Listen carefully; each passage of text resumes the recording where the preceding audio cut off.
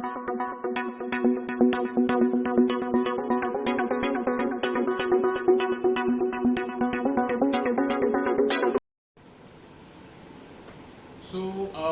in the introductory class of class 9 Mastermind Public School online channel, and the subject is science, and today's topic is about chapter number 5 fundamental of life, that is cell. So जिसका हम part 1 देख रहे हैं, तो fundamental of life से यहाँ पर ये मीनिंग है कि दैट मीन्स आपने क्लास 8 में कुछ इसके बारे में थोड़ा सा ऑलरेडी पढ़ा हुआ है। दैट मीन्स कि जो भी लिविंग थिंग्स हैं, यानी जिसको हम क्या बोल रहे हैं, ऑर्गेनिज्म, वो अल्टीमेटली स्मॉलेस्ट यूनिट जिससे मिलकर के बने होते हैं, उसके बारे में हमको इस चैप्टर में पढ़ना है। सो क्लास 8 में आप already chapter number I think 8 में पढ़ चुके हैं, थोड़ा सा सेल का इंट्रोडक्शन के बारे में। इस क्लास 9 में हम चैप्टर 5 में इसके बारे में थोड़ा डिटेल से पढ़ेंगे और आगे इसमें और भी जानकारी आपको दी जाएंगी। So let's start with the today's video.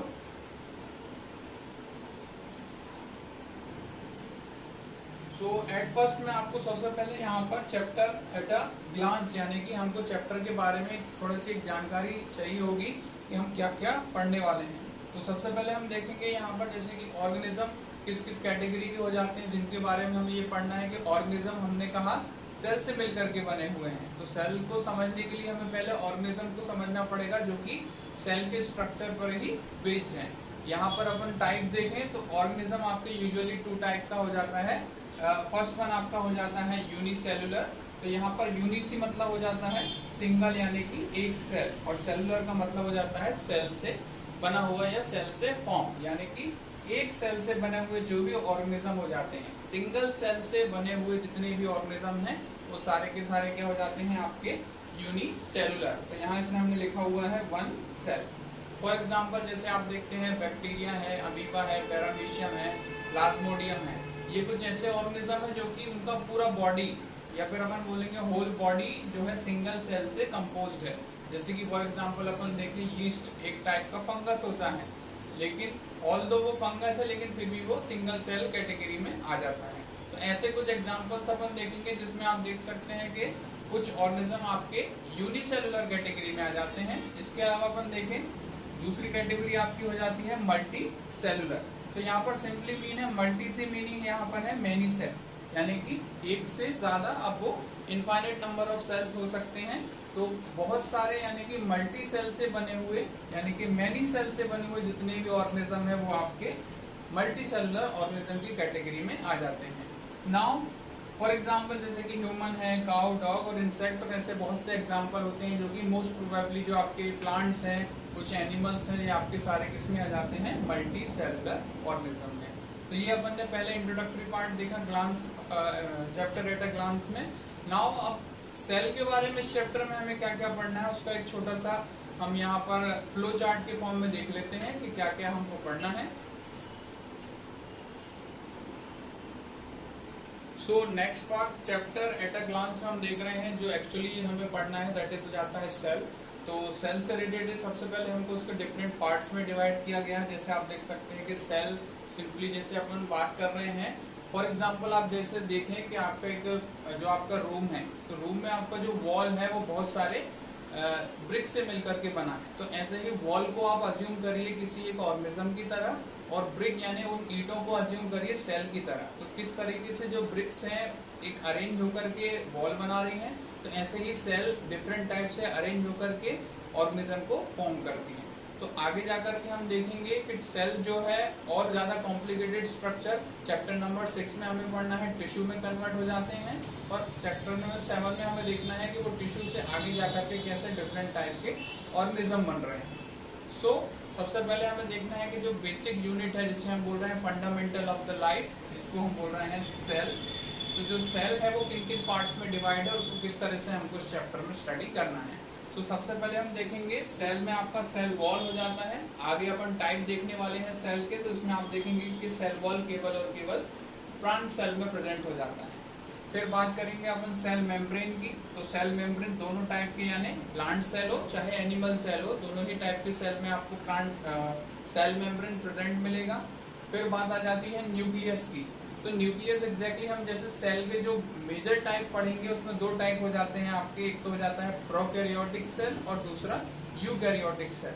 तो कौन से सेल के बारे में आप पढ़ रहे हो उस पर डिपेंड करता है न्यूक्लियस का। तो प्रोकैरियोटिक सेल में हम इसे न्यूक्लियोइड कहते हैं क्योंकि ये प्रिमिटिव नेचर का होता है और केवल न्यूक्लियोटाइड से मिलकर के बनता है और अदर स्ट्रक्चर इसमें नहीं होते और इसमें मेम्ब्रेन भी एब्सेंट हो जाती है। तो प्रोकैरियोटिक सेल में क्या प्रेजेंट हो जाता है आपका न्यूक्लियोइड, यानी कि सिंपली डीएनए जो है सर्कुलर फॉर्म में, फ्री फॉर्म में साइटोप्लाज्म में तैरता रहता है, तो इसलिए हम उसे बोल रहे हैं न्यूक्लियोइड। फिर ट्रू सेल यानी कि यूकैरियोटिक सेल में से हम क्या कह देते हैं न्यूक्लियस। और अल्टीमेटली जो हमारा सेल का रिमेनिंग पार्ट हो जाता है इन सब के अलावा कि सेल में से आप cell wall, cell membrane, nucleus को हटा दें तो वो जो भी चीज आपकी बन जाती है वो जाती है साइटोप्लाज्म। अब ये साइटोप्लाज्म क्या है? एक तरह का लिक्विड है, अपन आगे जाकर के पढ़ेंगे, और इस लिक्विड में साथ में आपके बहुत सारे छोटे छोटे सेल के पार्ट्स हो जाते हैं जो साइटोप्लाज्म में सस्पेंडेड रहते हैं, तैरते रहते हैं। इन्हें हम जनरली क्या बोल देते हैं? Cell organelle.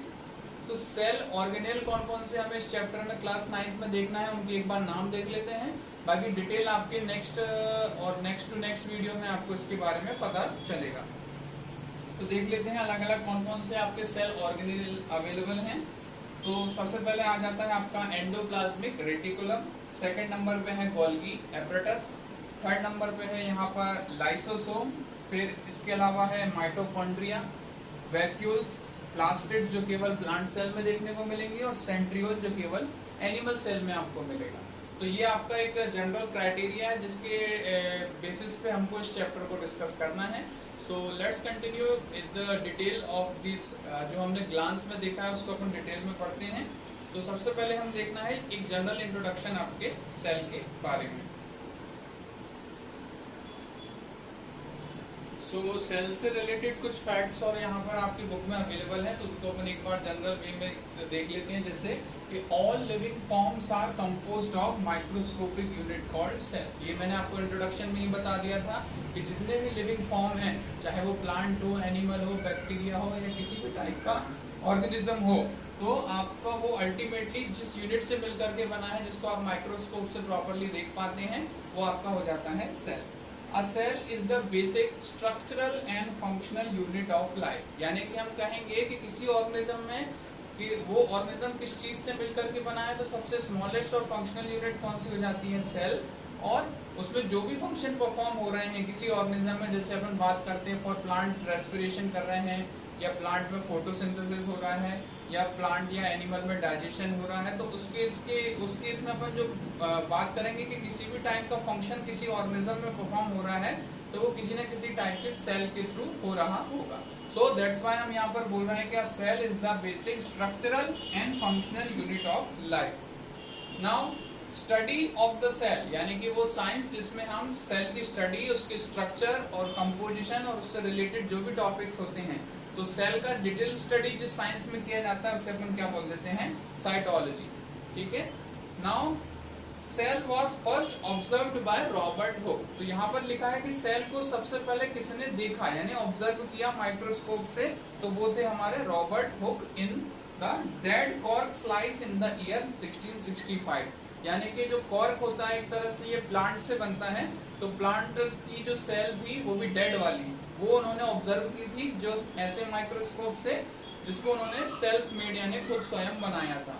So cell was first observed by Robert Hooke in the dead cork slice in the year 1665। तो ये आपने सेल से रिलेटेड कुछ फैक्ट और बाकी है तो वो और देख लेते हैं। नाउ फर्स्ट हमने अभी देखा कि फर्स्ट जो सेल को ऑब्जर्व किसने किया था? रॉबर्ट हुक ने इन द ईयर 1665। किसमें? डेड कॉर्क स्लाइस में। नाउ यहाँ पर अपन बात कर रहे हैं कि फर्स्ट लिविंग सेल, यानी कि ऐसे सेल जो कि अभी भी वाइटल है, लिविंग है, उसको सबसे पहले किसने ऑब्जर्व किया था? A.B. ल्यूवेनहॉक या फिर एंटोन वॉन ल्यूवेनहॉक। इन्होंने एग्जैक्टली देखा था जो गंदे पानी या कीचड़ के पानी में बैक्टीरियास होते हैं, उनको उन्होंने सबसे पहले अपने माइक्रोस्कोप में देखा था। सो फर्स्ट लिविंग सेल देखने का क्रेडिट किसको चला जाता है? Anton van Leeuwenhoek. Now cell से रिलेटेड कुछ को आपको बार बार कुछ टर्म्स आएंगे तो उनको पहले एक बार देख लेते हैं। तो सेल में अपन बात करते हैं कि सेल में एक न्यूक्लियस होता है और उसका साइटोप्लाज्म होता है। तो इन दोनों को कंबाइनली हम क्या बोल देते हैं, प्रोटोप्लाज्म। यानी कि सेल के अंदर, सेल मेम्ब्रेन के अंदर अपन बात करें न्यूक्लियस भी है और साइटोप्लाज्म भी है, तो उन दोनों को कंबाइनली क्या बोल देते हैं, प्रोटोप्लाज्म। अगर आप प्रोटोप्लाज्म में से न्यूक्लियस हटा देते हैं तो वो रह जाता है आपका साइटोप्लाज्म, जिसके बारे में अपन लास्ट में इस चैप्टर में देखेंगे। नाउ साइटोप्लाज्म में क्या क्या मौजूद है कि साइटोप्लाज्म में से अगर आप सेल ऑर्गेनेल्स निकाल लें, जो भी हमने अभी यहाँ पर अलग अलग नाम के सेल ऑर्गेनेल्स देखे थे, अगर आप साइटोप्लाज्म में से वो ऑर्गेनेल निकाल दें तो उसे अपन यहाँ पर क्या कह देते हैं, साइटोसोल। ये एक तरह का जेली लाइक लिक्विड होता है जिसकी जो स्टेट हो जाती है वो कैसी हो जाती है, सोल जेल स्टेट हो जाती है। और अलग अलग सेल में अलग अलग स्थिति में इसका जो स्टेट है वो चेंज होता रहता है, लेकिन नॉर्मली अपन बोलते हैं क्योंकि ये सोल जेल स्टेट में रहता है। क्यों? क्योंकि इसमें बहुत ज्यादा अमाउंट में हम कहते हैं केमिकल्स होते हैं, जैसे कि वाटर, डिफरेंट टाइप के आयंस हो जाते हैं मिनरल के, फिर इसके अलावा सॉल्ट्स मौजूद होते हैं, अदर ऑर्गेनिक मॉलिक्यूल जैसे कि हम बात करेंगे प्रोटीन होता है, कार्बोहाइड्रेट होता है, फैट्स होते हैं, न्यूक्लिक एसिड होते हैं और विटामिन भी हो सकते हैं। तो इस कारण से ये सोल जेल कंडीशन में होता है, जिसे अपन क्या बोल रहे हैं, साइटोसोल।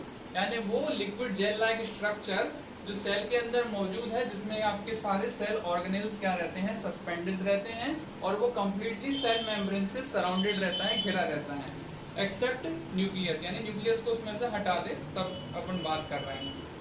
नाउ आगे हम देखेंगे कि सेल को एक्सप्लेन करने के लिए कुछ साइंटिस्ट ने अपने जो व्यूज दिए हैं उसको अपन पढ़ते हैं एज अ सेल थ्योरी। तो सेल थ्योरी क्या है उसको देख लेते हैं।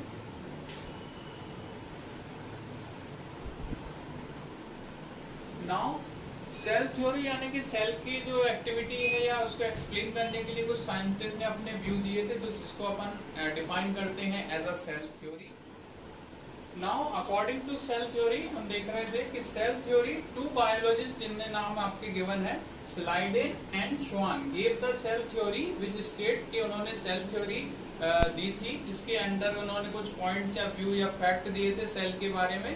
तो अकॉर्डिंग टू सेल थ्योरी क्या हो जाता है कि all plants and animal are composed of cell, यानी जो भी लिविंग थिंग्स है, चाहे वो प्लांट हो या एनिमल हो, वो आपके सेल से कंपोज्ड हो जाते हैं।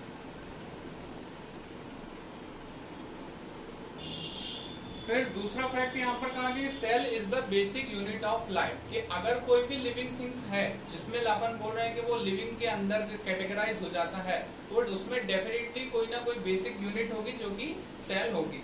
सो cell is the basic unit of life हो जाता है।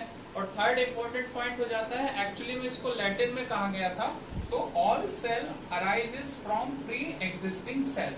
तो लैटिन में उन्होंने एक फ्रेज है जिसको बोलते हैं ओमनिस सेलुलाई सेलुला, दैट मीन यानी कि जो नई बनने वाली सेल है वो पहले से मौजूद सेल के थ्रू बनती है।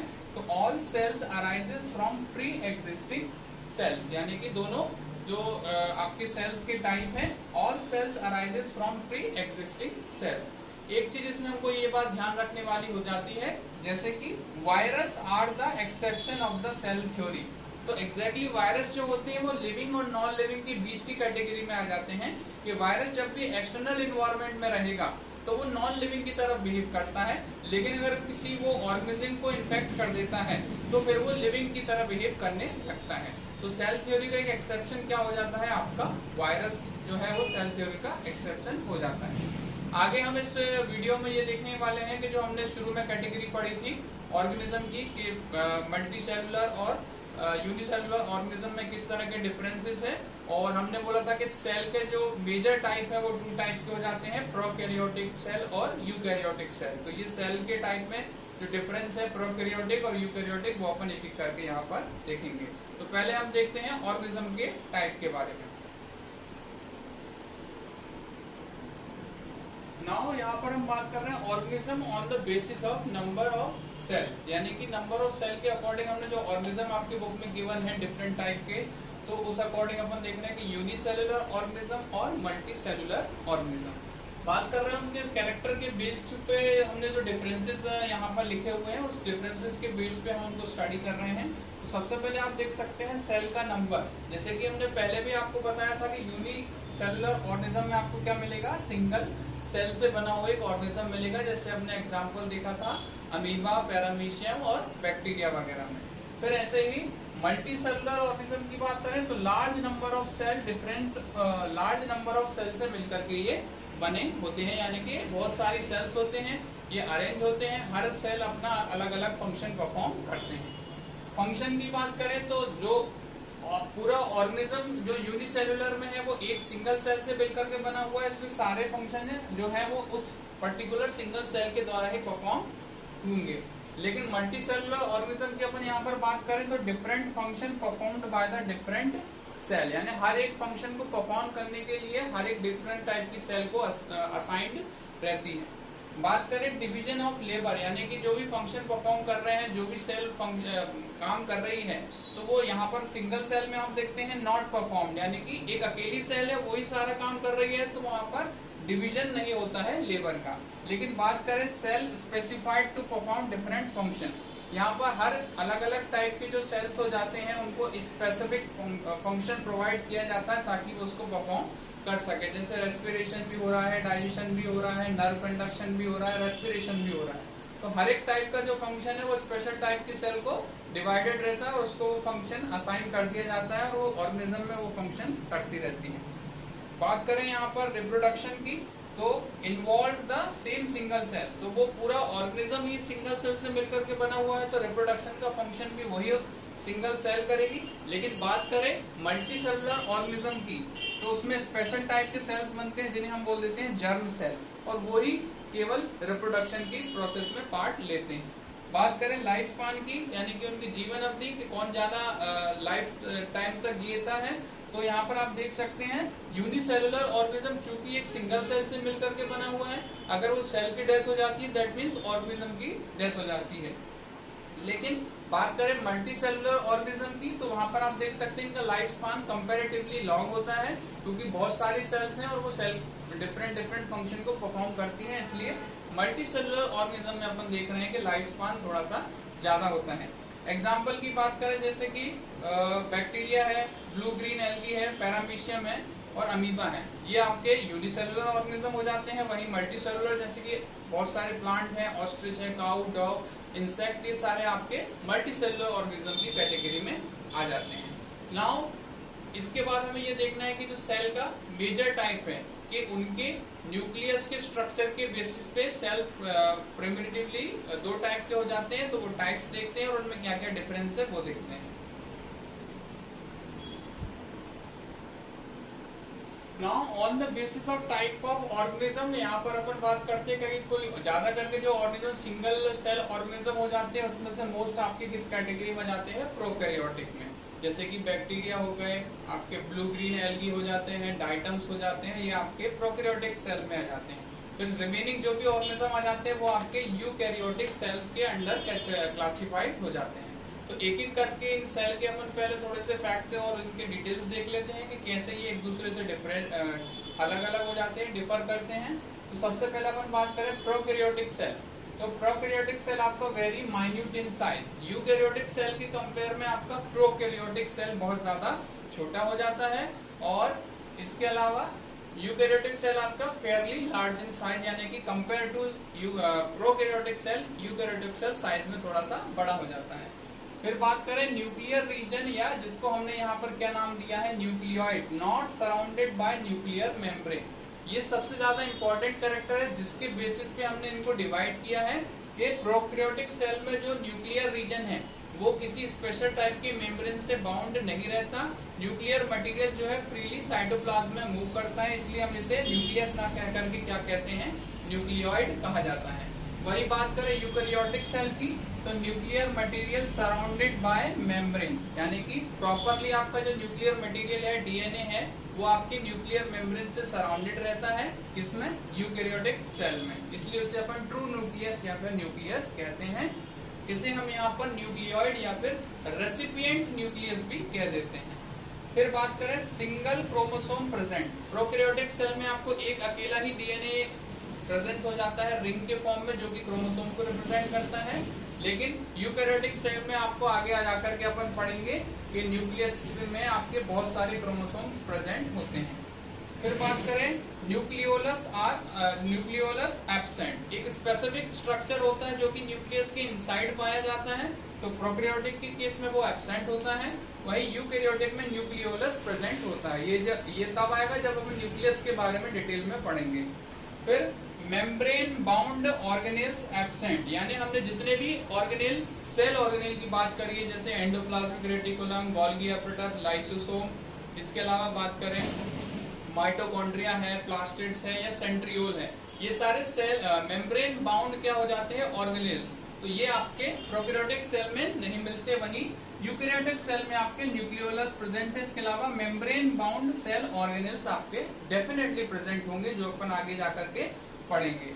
Now ultimately cell division by fission, यानी कि यहाँ पर सेल का जो डिवाइडेशन होता है वो सेल एमाइटोटिक डिवीजन हो जाता है, जिसे अपन बोलते हैं बाइनरी फिजन। किसी भी तरह का मियोसिस या माइटोसिस यानी कि जो ट्रू सेल डिवीजन है वो यहाँ पर नहीं होता। वही बात करें यूकैरियोटिक सेल की, तो सेल डिवीजन बाय माइटोसिस या मियोसिस से आपका सेल डिवीजन होता है। ये अपन इस चैप्टर के सबसे लास्ट में आएगा, सेल डिवीजन की छोटी सी हेडिंग आपको बुक में मिलेगी। तो यहाँ पर हमने अभी फिलहाल में देखा है कि कैसे ऑर्गेनिज्म प्रोकैरियोटिक सेल से मिलकर के बने हो सकते हैं या फिर ऑर्गेनिज्म यूकैरियोटिक सेल से मिलकर के बने होते हैं, और इन सेल्स में क्या क्या अपन ने डिफरेंस देखे वो यहाँ पर अपन एक एक करके देखे अपन ने डिटेल में। नाउ आगे हम ये देखने वाले हैं कि जो ऑर्गेनिज्म हैं उनमें जो हमने बोला कि सेल प्रेजेंट हैं, तो वो सेल से रिलेटेड जो भी शेप होता है कि सेल के डिफरेंट शेप हो जाते हैं और सेल का डिफरेंट साइज हो जाता है, तो कैसे ये शेप और साइज सेल के केस में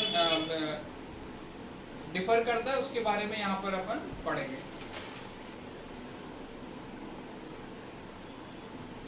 तो जैसा कि आप देख सकते हैं नॉर्मली ऑर्गेनिज्म में जितने भी आपको सेल देखने के बोलते हैं वो कई बार जिससे आप देख सकते हैं डिफरेंट शेप के हो जाते हैं। तो cell are of variable shape according to, और जो भी उनका शेप होता है वो क्यों हो जाता है, क्योंकि हमने कहा कि मल्टी सेलुलर ऑर्गेनिज्म में क्या हो जाती है, अलग अलग सेल मौजूद होती हैं और हर एक सेल का जो फंक्शन होता है वो अलग अलग असाइन होता है। तो यहाँ पे आप देख सकते हैं their shape is according to their function, जो भी उनका फंक्शन उनको परफॉर्म करने के लिए असाइन किया जाता है उस अकॉर्डिंग वो अपना जो ओरिजिन के बाद वो शेप को चेंज कर लेते हैं। तो यहाँ पे फॉर एग्जांपल अपन देख सकते हैं generally cell are spherical in shape, यानी कि स्फीयर के फॉर्म की हो जाती है आपकी सेल, 3D में अपन बात कर रहे हैं। इसके अलावा कई बार आपको मे बी इलोंगेटेड यानी लंबी खिंची हुई धागे जैसी हो जाती है जैसे कि नर्व सेल। इसके अलावा शाखित हो जाती है पिगमेंटेड सेल, और इसके अलावा डिस्क के शेप की हो जाती है जैसे अपन आरबीसी देखते हैं, या फिर स्पिंडल यानी कि धागे नुमा यानी थ्रेड लाइक हो जाती है मसल के सेल। तो आपके बुक में आपको डायग्राम मिल जाएंगे डिफरेंट सेल के, वो मैं एक बार आपको यहाँ पर दिखा दे रहा हूँ। तो यहाँ पर आप देख सकते हैं जैसे कि ये स्क्वामस सेल है तो चपटे आपके टाइल के जैसे हो जाते हैं, फिर ये एपिथेलियल सेल है आपके ये पिलर लाइक हो जाते हैं, फिर कहीं कहीं पर ये क्यूब के शेप के हो जाते हैं, फिर ये आप देख सकते हैं मसल सेल है आपके स्पिंडल शेप के हैं, फिर स्ट्राइक मसल है आपके सिलिंड्रिकल शेप में है, फिर यहाँ पे आप देख रहे हैं कार्डियक मसल है जो कि ब्रांच्ड हो जाते हैं, फिर कार्टिलेजिनस सेल है आपके डिस्क के फॉर्म में है, बोन सेल आप देख सकते हैं कैसे एस्ट्रिक्स फॉर्म में है, फिर रेड ब्लड सेल आप देखिए डिस्क के फॉर्म में है, और ऐसे ही नर्व सेल देखिए आपकी इलोंगेटेड हो जाती है। तो इस तरह से आपके डिफरेंट सेल के डिफरेंट शेप्स हो जाते हैं। नाउ हम यहाँ पर बात करते हैं, now let's talk about cell sizes. तो सेल जैसे अपन ने कहा कि बहुत स्मॉलेस्ट से लेकर के लार्जेस्ट तक भी हो सकते हैं, तो size of the cell is variable depending upon the type of the organism. जैसे सिंगल सेल ऑर्गेनिज्म की अपन बात करें तो एक अकेली सेल के केस में बहुत छोटा भी हो सकता है, और मल्टी सेलुलर ऑर्गेनिज्म की बात करें जैसे कि ब्लू व्हेल है या एलिफेंट है, सेल का साइज उनमें बड़ा भी हो सकता है। तो यहाँ पर अपन देखते हैं कि सम आर माइक्रोस्कोपिक हो जाते हैं, बहुत छोटे हो जाते हैं, जैसे कि 0.2 नैनोमीटर यानी कि बहुत ज्यादा छोटे। तो नैनोमीटर मतलब 10⁻⁻6 मीटर, ठीक है, तो ये हो जाता है आपका नैनोमीटर। फिर some are visible with the naked eye, जैसे आप देख सकते हैं लार्जेस्ट सेल 18 सेंटीमीटर तक के हो सकते हैं। फिर size of the typical cell in multi cellular organism ranges from 20 to 30 nanometre, यानी कि एक नॉर्मल मल्टी सेलुलर ऑर्गेनिज्म की अपन बात करें एवरेज साइज का, उसमें सेल का साइज 20 से 30 नैनोमीटर के अंदर का हो जाता है। फिर आगे सेल के साइज से रिलेटेड कुछ और फैक्ट है वो डिस्कस करते हैं।